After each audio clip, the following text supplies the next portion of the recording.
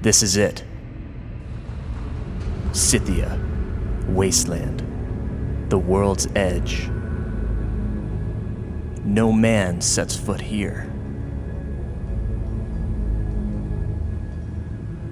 You, Hephaestus, get busy.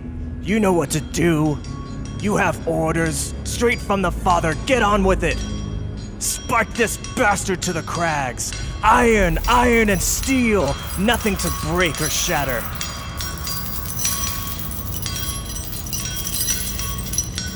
It was your flower he stole, your pride, your flaming fire.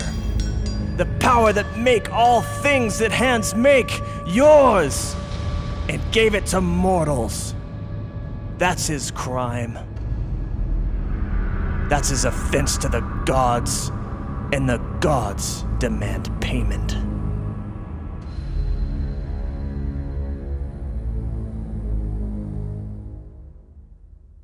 Hey guys, welcome back to the Online Great Books podcast. This is your erstwhile co-host, Trent Jones. And let me introduce the real host for you, our buddy,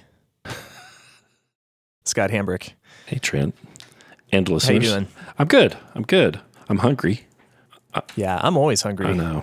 For knowledge. Well, man, today we're gonna touch on Prometheus, but that sounds inappropriate. I think we're gonna delve into Prometheus Bound, Aeschylus's Prometheus Bound, yeah?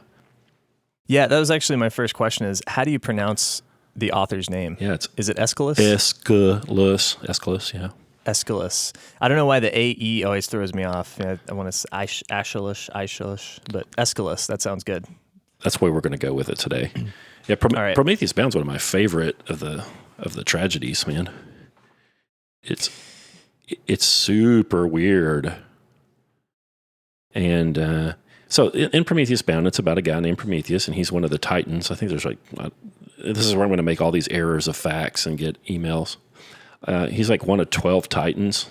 And so Zeus was one of the Titans, and he rebelled against Zeus, and Zeus is the mightiest of the Titans, and then ends up getting punished for that. And the play is just this guy essentially nailed to a rock, and there's no scenery change, and nothing happens. It's like a Seinfeld episode. It's just really a weird play, but I love it. A very brutal Seinfeld episode. Yeah. We start with, he's chained to a rock. In fact, he's chained to the notes that I have in my version. It says, a desolate mountain crag at the edge of the world. Right. So this guy's, he's not chained to just any rock, but it's the worst place he could possibly be put. Yeah, so he's chained to this rock. Well, Hephaestus, the artificer, right? He's one of the Titans too, isn't he? I think, and so he's the guy that has the forges and stuff, and I think the Romans call him Vulcan, and he's ordered by Zeus to chain Prometheus to this rock, and then and it's a punishment, and he's going to have to be chained to this rock for just eons and eons, and every day an eagle is going to come and eat his liver, and then every night that'll regenerate, and it's just like lather, rinse, repeat for 10,000 years. And he's doing that because, well, for a number of reasons, but my favorite reason that he's getting punished is because he gave humans vain hope. Blind hope, vain hope. Yeah, why do you think that's a bad thing, Trent Jones? Yeah, I've been wrestling with this ever since I finished reading it a few days ago, and I couldn't help but draw similarities to the Genesis story of Adam and Eve, right, in the tree of knowledge, and partaking in something that. So I guess here's where I come down on it. When Adam and Eve partook from the apple, they gained knowledge and awareness of things. So before that, they were almost as animals. I mean, they were living supposedly in the ideal, perfect image of God. When they ate from the apple, they gained this forbidden knowledge, right? Right. And I almost associate that with consciousness. And it's kind of, I get a similar feeling from what Prometheus has given to humans, right? He's given to man fire. He's given to man this blind hope, as he calls it, vain hope. And it's almost like an awareness or consciousness of man's stature in the cosmos. Right. Yeah. And yeah. Like man is supposedly the only animal that can contemplate its mortality. You know. Right. Right. And so there's kind of, it's interesting that in both of these myths, you've got man as animal, and then achieving or attaining some sort of consciousness, however you want to, as a punishment, by the way. And as a punishment, right? Yeah. Right. Yeah. So that was really that was a very strong connection that my mind immediately made. But yeah, I wrestle still with that question you posed. Like, why do we suppose this is a punishment? Yeah, because like popularly, hope is rewarded, right? Or we think that that's virtuous to be hopeful or optimistic, and clearly, Zeus didn't want humans to be hopeful, and I'm making a leap there to say he didn't want them to be optimistic either. But to me, they're kind of they're two sides of that same coin, maybe hope and optimism. So he so he gave them blind hope or vain hope. Like one translation says, he instilled in man blind hopes, and then other translations say he gave to man vain hope. But Prometheus also gave us fire, and then technical arts, and taught us how to plant and all kinds of stuff. There's a long laundry list of things in there, and and before that, like if he gave people all of those things, then that means before that they didn't have them. Probably. Right. And in Genesis, as their punishment, he's like, women are going to have unpleasant childbirth, and man will toil for all his days, right? He's going to, like, the earth won't be as productive for him, and he'll have to toil all of his days. So to give these men technology, well, before it, they didn't have it, apparently. And so and so they got by without it, and then after they have it, they can't get by without it anymore. Do you suppose that this awareness or consciousness, and I hope I'm not abusing that term by saying it, but do you suppose that this consciousness that's gained from knowledge of the world is raising man's expectations to a point where he can no longer be satisfied by that which has already been created for him, right? So is it that the earth, that God, in the example of the Genesis story, that God made the earth less productive, or is it simply that man's perspective changed? Yeah, right. Irrevocably. Yeah. And I think about that. I mean, that's the civilization is kind of that was one part I was able to latch onto as to why would Zeus, as the leader of the gods, be angry at Prometheus for giving man fire and the tools with which to build civilization. And I think about, what power does a god have if he doesn't have mortals to reign over? And does civilization, just that spark, both literally and figuratively, in mankind to start civilization, to create things of their own, that puts man into the role of the creator. Yeah, interesting. And usurps the gods ultimately, right? And so maybe Zeus is angry at Prometheus for setting that in motion. Yeah, interesting. I hadn't thought of it that way. The angle I had was that that technology becomes a false god then, and that the technology competes for humans' attention, competes with Zeus for humans' attentions. Yes. Yeah, I think that's both sides of the same coin. Yeah, it's interesting. Do you think somewhere Steve Jobs is nailed to a rock for in giving us the iPhone? Because there's something enslaving about the tech. So maybe it's virtuous for Zeus to not want people to have this technology. Arguably so. Yeah. Arguably so. I mean, the amount of time I spend staring at the screen in front of me is versus the amount of time I spend contemplating spirituality that ratio is way out of whack. Yeah. I think if you're not in a time of famine, being a hunter-gatherer is probably a whole lot better existence than, I don't know, working down at the GM factory, or applying whatever technology, Yeah.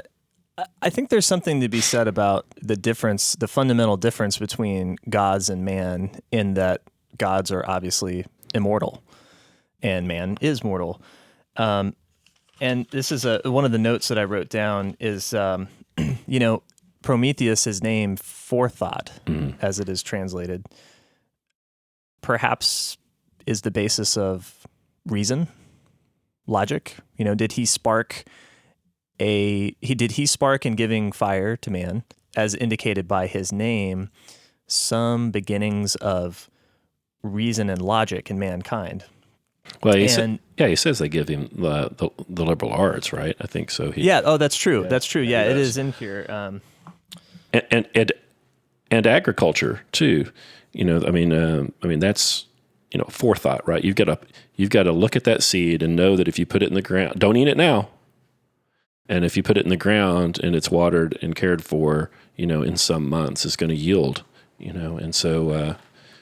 Delayed gratification, forethought, all those things, according to this myth, were unknown until Prometheus spilled the beans.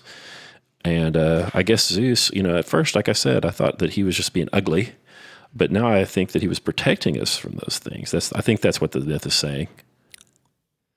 Yeah, that's an interesting reading. Because, I think one of the things that struck me immediately about the play is that the first two characters that speak, or I guess it's just the first character that speaks, is Power, and he's accompanied by his buddy Violence, which is a very meta thing, for this early drama, is that we have personifications of concepts rather than human or god characters, and I think of when we look back to the Iliad that we discussed in the previous podcast, one of the things that we come to grips with very quickly when reading Greek myth is that the gods are, in a sense, although they are masters of human destiny often, they are ruled themselves by violent passions.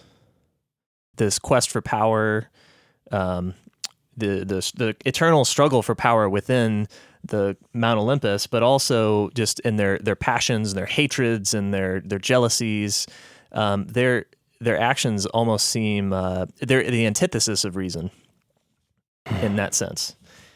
And so I kind of read Prometheus as being a martyr for humanity, in that man being mortal needs some sort of reason, some sort of forethought to improve his circumstances. Well, yeah, I think that implies that the circumstance needs to be improved, right? Right, exactly, yeah. So that there's something more to be had.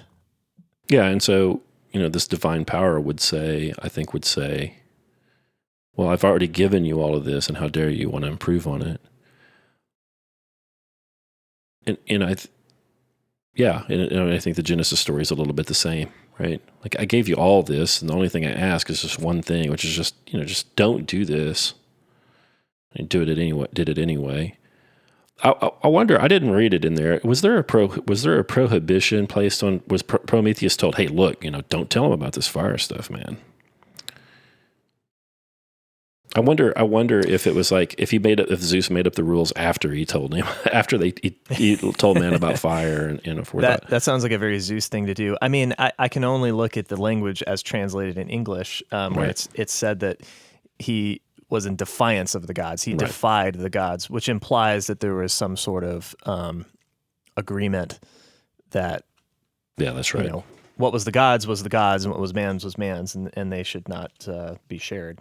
So, is Zeus being rational here? Well, do you think he's being rational here?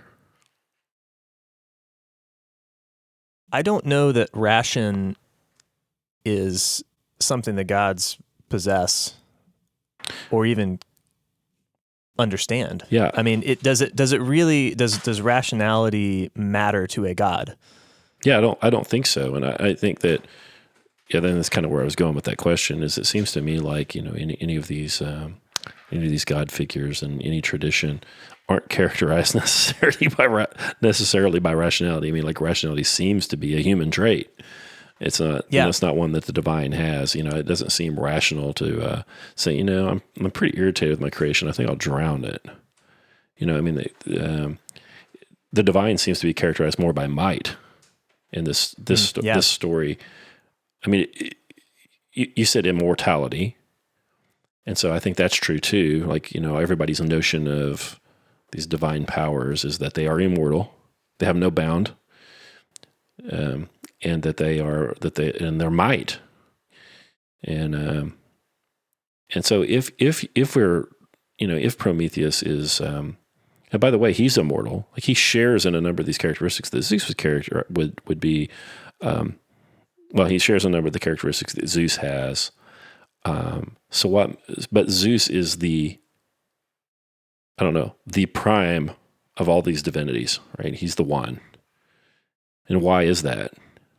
And I think it's because of his might, or at least his willingness to exercise his might. Because when Hephaestus comes to nail Prometheus down, there's no struggle.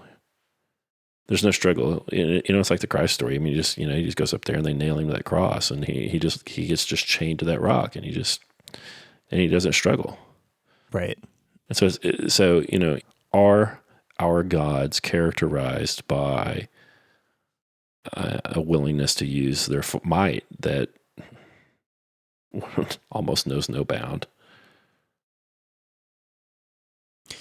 Yeah, I would agree with that. Yeah, I mean, I would agree with that. What good would a god be that wouldn't use his might? But let us move on. Hephaestus seems really kind. He's chaining Prometheus down. He's like, oh man, sorry, I'm just doing my job, boss. It's like a cool hand Luke, when he puts Luke in the hot box. He's like, just doing my job. Of course, right. Luke says, calling it your job don't make it all right, boss. But he's very apologetic about it. He doesn't seem to feel good about doing that. And I thought, gosh, Zeus is pretty much through his action has declared Prometheus to be some sort of a sinner, right? He's affronted the divine order, and so he's got to be punished. And so then Hephaestus is sympathetic with that. And I thought, gosh, is it okay? Is it okay to be sympathetic with the sinner in that respect? Because the first time I read that, I thought, gosh, is Hephaestus, is he going to get in trouble, for being nice to Prometheus? I mean, he did nail him or chain him up, but he wasn't vengeful about it, and he didn't feel good about it. And I thought, gosh, that's probably not great for him. Right. Mm. So what is it? I mean, and how do you treat sinners? Yeah. Yeah, he like I said, he didn't like doing it. He was apologetic. I don't think that he didn't seem to believe in the justice of the act either. But he knew that punishment was going to get carried out whether he did it or someone else did, and just went along with it. That was my sense of it. And I kind of feel the same way. About, well, like if you're a guy that works for the state of Texas and you throw the switch on the electric chair, right? Do you hate that guy? Do you hate the guy in the chair? You're just doing your job. Is it okay? Can you not believe in the death penalty and still do that job?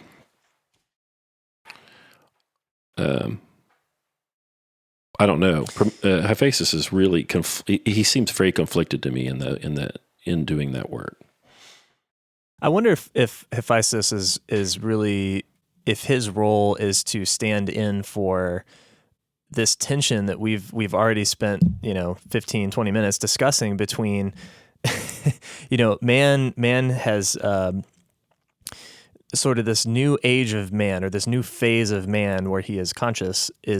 It happened because man sinned, or, well, in this story, it happened in the Genesis story because man sinned. It happened here because Prometheus sinned, if you will, against the will of Zeus and the gods. And so man, as we are today, conscious man was engendered in sin. And so I wonder if Hephaestus' role is really just to stand in for ourselves and contemplating this, like, are we broken? Are we not whole? and therefore need to be made whole based on our actions, our beliefs. Certainly fits in with the Christian theology of Christ making us whole. But yeah, Hephaestus he's kind of this he's an unenviable character because he's caught between these two kind of conflicting things, right? Is Prometheus, is he doing his rightful job in punishing the one who has defied the gods, or is he the guy stringing up the martyr for mankind? He's one of the Roman soldiers, I don't envy him. No, it's a terrible gig. It's a terrible gig. You get to make Achilles' shield and nail Prometheus to the rocks. And then it's so much like all the Christ story, right? I mean, Prometheus is a Christ figure, or Christ is a Prometheus figure. He's paying this price for something that, in respect to these humans, and then we have these people that come to the rock, right? We've got Io's dad, Hephaestus. There are a bunch of people that come to the rock, right, to where Prometheus is, and talk to him, and he prophesizes for them. And it just, I haven't done my research, and I really don't even care. But I don't know which story predates which. I suspect that the Prometheus story is older than the Christ story, and what sure seems like it informed the Christ story, doesn't it? Yeah, absolutely. Sorry to all you inerrant Word of God Baptists out there, but it sure does seem like that it's a little fan fiction on Prometheus. Well, the Iliad itself was just a one manifestation of those stories of the Trojan War that were already extremely old at the time it was set down and what we have today. So yeah, these myths all touch on something that's foundational to humanity. Foundational stories. They don't really have a beginning or ending. Yeah, I don't know how long we want to go here, but for me, this story is really about might and divinity, and there's something unjust about anybody, anything having such a disparity in might over someone else. If you get a guy that can wag his finger and cause you to get chained to a rock for 10,000 years, and there's there's no recourse, right? So there are also notions of justice here. There's no recourse for Prometheus. There's no court of appeal. There's nothing. That's something that actually bothers me about these notions of divinity. And so I think that's a big theme of the story. And then for me, and it's probably about where I am in my life and how disgusted I am with the world. The idea that being given technology is maybe not good for people, that to give people technology is punishable, is interesting to me. I sure do like my antibiotics, but I don't like Facebook. And there's other technology too. That seems to remove us from what is ultimately best about being human, and right. and I wonder if Aeschylus saw that.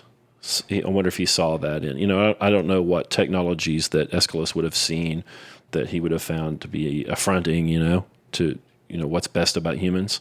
Right. Right. But I'm sure there was something, he's probably like, hey, all this glazed pottery, what a pain in the ass, like it was way better when we only had baskets. It was way better. I don't know. You bring up a good point in that me being an English major or former English major in college, I'm very passionate about when people encounter Shakespeare for the first time. I always tell them you've got to go see a play first. Or if barring that, go watch a good film adaptation where they're actually performing the original script. And the reason being that this stuff is hard to divorce from the art form of the theater, right? And I wonder if that was kind of one of the ironies that Aeschylus was trying to play on, is the fact that maybe the theater of his time was the great distraction, that nevertheless he was trying to subvert into being a time for his audiences to question these large questions. I mean, that certainly was the thing with Shakespeare, right? So we know, because we know a little bit more about his theater from what little I have read about these early Greek dramas. We don't really know a whole lot about how they were put on, how they were acted out. We just know that they existed. They were in amphitheaters, and we perhaps know a little bit about how the actors might have performed these parts. But we know more about Shakespeare, and that was one of the things that he played upon. Was he was creating plays for the peasants, for the I can't remember the name, for the groundlings. They called them, the groundlings, right? So there was a lot of rude humor and jokes and stuff like that. But at the same time, there was also some pretty meta concepts. Sure. he was playing on, a lot of ironies in his plays. So that was kind of one of the things he liked to toy with. Yeah, let's talk about that for a little bit before we punch out here. From what I understand, and I'm no scholar, from what I understand, these Greek plays were early on. The set was very, very simple. It would probably be just a doorway in the middle, like an archway or something in the middle of the stage. And in the very beginning, there would be probably one player and then the chorus. And then later on, they ended up having more and more players and chorus, and then maybe two choruses. And they typically follow a pretty structured. Well, I won't get into it because I don't know enough about it, but they were very structured. They were very set. And like right now, I think in modern theater, maybe a 3-act play is very common.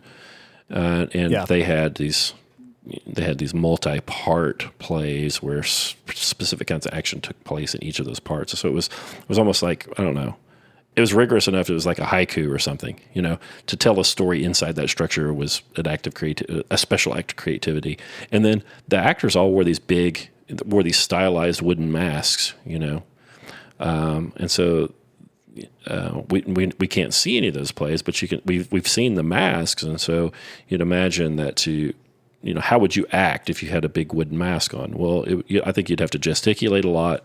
You'd use your voice, and then those masks are highly relieved. There's a lot of contour on them, and so I think that people think that the lighting and how you and what angle that you would present the mask to the audience versus the lighting made that masks kind of show emotion, maybe, right?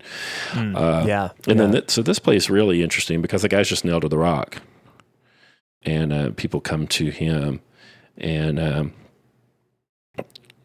so I mean I think that's interesting. So this would have been I think this is a very early play and very simple, but to me, Greek tragedies are almost always characterized by someone, the hero, being undone by their virtue. Oedipus, we may talk about the Oedipus plays at some point. Oedipus was a very clever man. He was very brave. And his bravery is what, his bravery and ultimately kind of his rashness is what led him to kill his dad. He was super clever. He answered the Sphinx's riddle and got to be the king, and so ultimately all of his virtues are the things that got him where he ended up, driving him nuts essentially. And all these plays are over and over again are that way. And then the last play in the Oedipus trilogy, Antigone, is that right? Is that Antigone the last one? Antigone has a number of virtues, and she's ultimately undone by those. Cool Hand Luke, my favorite movie, is a Greek tragedy. Yeah. Luke is undone by what is best about Luke. That brings to mind one of the work that I wrote my senior thesis on when I was in college was it was The Once and Future King by T.H. White, which was itself a modernist retelling of the Thomas Mallory's the legends, the death of King Arthur. Les Morts d'Arthur, however you say that in French. The fundamental, I guess, insight in that work is just the fact that, as you were talking about, Camelot, I guess you could compare to Mount Olympus in the sense that King Arthur forged Camelot to be a just world or a just kingdom that was ruled by law. It was ruled by a set of virtues. It was ruled by chivalry, or the knights and the enforcers of the kingdom were supposed to abide by a chivalrous code. But it was forged out of might, with might. It was forged in blood. And that wasn't ultimately what undid Camelot. It was the fact that Arthur slept with his sister, and their offspring, unknown to him later, Mordred later, set about undoing Camelot. Spoilers. Yeah, but is the same kind of story, right? So you have sin coming home to roost.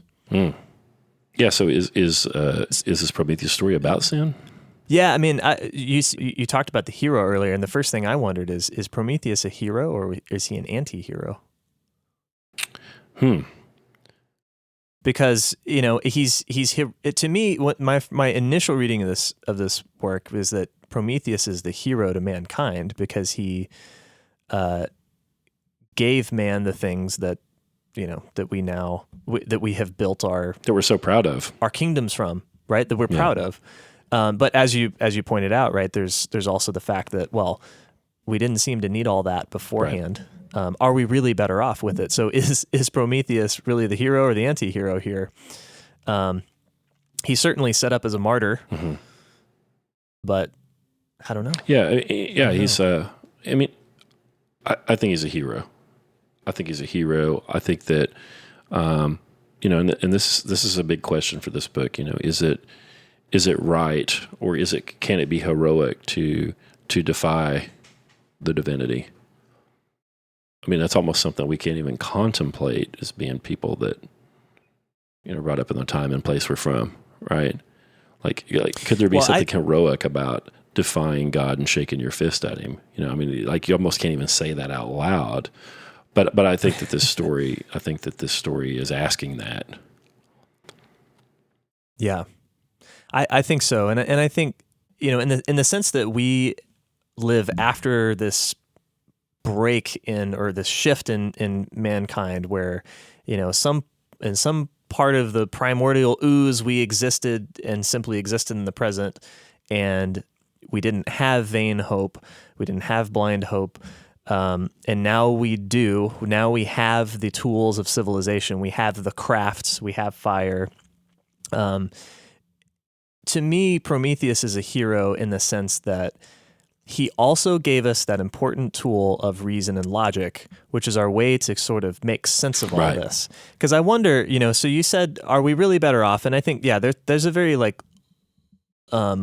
Luddite sort of view in that, technology takes away. And I think it does. It really does. It makes it harder. It puts more barriers between us. It giveth and taketh awareness. Away. But at the same time, before we had all this, were humans ruled by passions? Did we kill violently? I have to think. Are we not ruled by passions perhaps now? We did. We're ruled by passions now. But if in these gifts that Prometheus bestowed upon man, he also gave us the beginnings or the tools to create logic and reason, those are also our tools to navigate what was set in motion.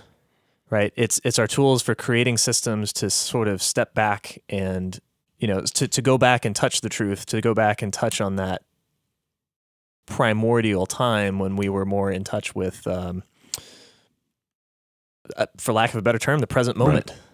So I think there's something in heroic, and that's sort of that to me is what I take away as what Prometheus suffered for.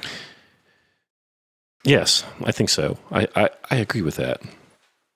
I think I'd like to say a few things here. I think it's probably time to wrap it up. I mean, we could go on forever and ever, but we just kind of want to give people an introduction to these things, a little taste. I'd like to say that, hey, we didn't do anything to prepare for this except read it. We hadn't talked. We turned on Zoom and we turned on the mics and kind of greeted each other and just kind of jumped into this, right? And we didn't know where it was going to go at all. And hey guys, I still think it was interesting. I hope it was anybody else that listened. And in this cover, when we did our show about the Iliad, we actually talked about the Iliad quite a bit. And in here, I don't think we really talked about the text that much. We end up talking about these ideas that the text prompted us to think about. And, it's interesting how these conversations go, because they can go almost anywhere, and they do, And that's one of the reasons I like this. And of course, we try to tie it back to the text as we go through our conversations.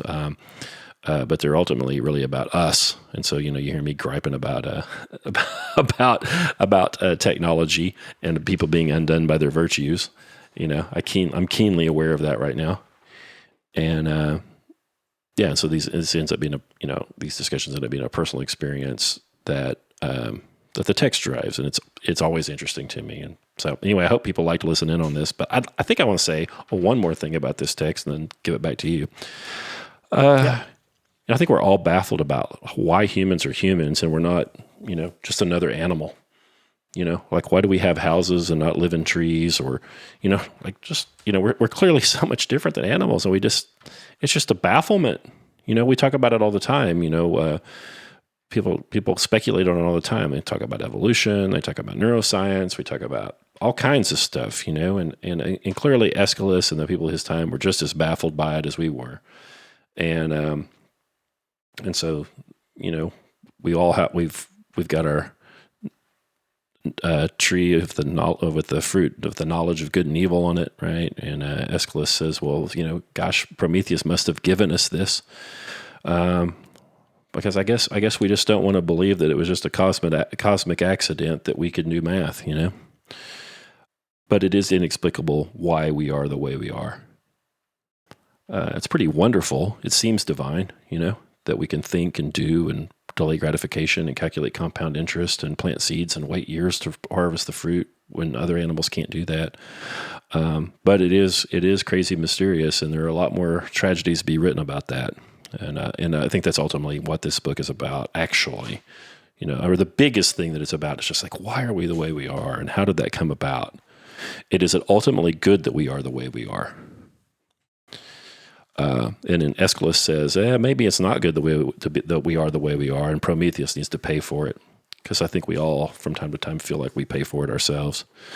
But yeah. There's to give some link back to the text here. Yeah, please. There is some advice that the god Oceanos says to Prometheus when he's asking, why have you defied Zeus? Why do you not listen? Why can't you just go along?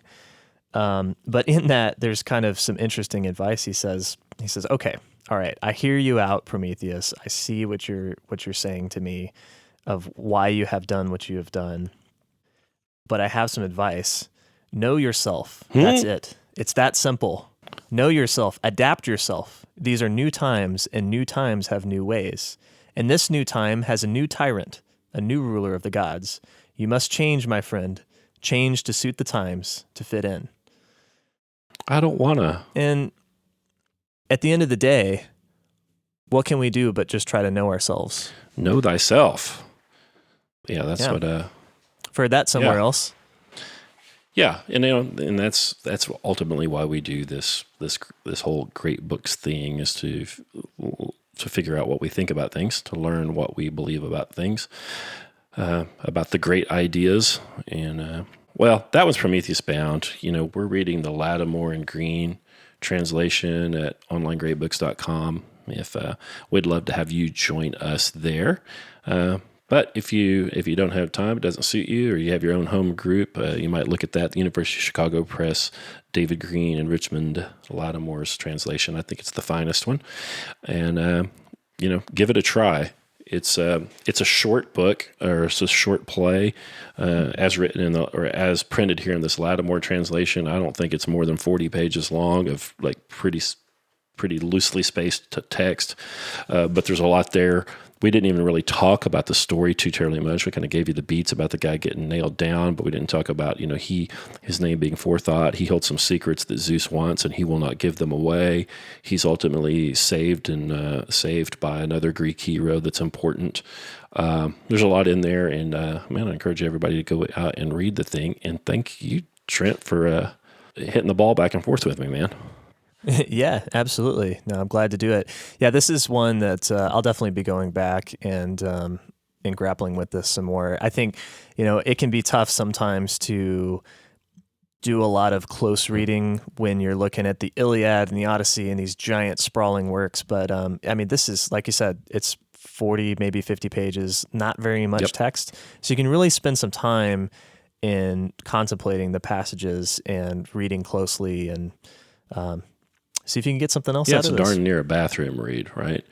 It's great. And so again, like the Iliad or like any of these other books, doesn't matter where you are. I think there's something in it for you. If you're a kid, if you're just a precocious kid and you want to read this, it's just a fantastic story about Hercules and Io and Prometheus and Hephaestus and these gods, and it's gruesome, and it's almost like a Frankenstein story in some respects, right? It's a lot of fun in that way, but it's also super dark. It gives you space to contemplate these sort of other kind of spiritual ideas and the role of power in the universe and rationality and all that. There's just a lot. There's a lot there for anybody that wants to go get it. So go do so. I think we'll wrap it up. We've been talking for a long time. If you want to, go check us out in our project where we read one of these books every month and discuss them in a discussion.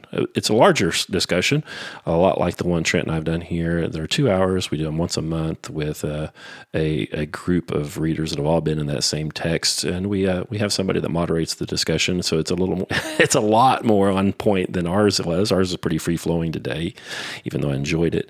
And so you go to onlinegreatbooks.com and you can enter promo code.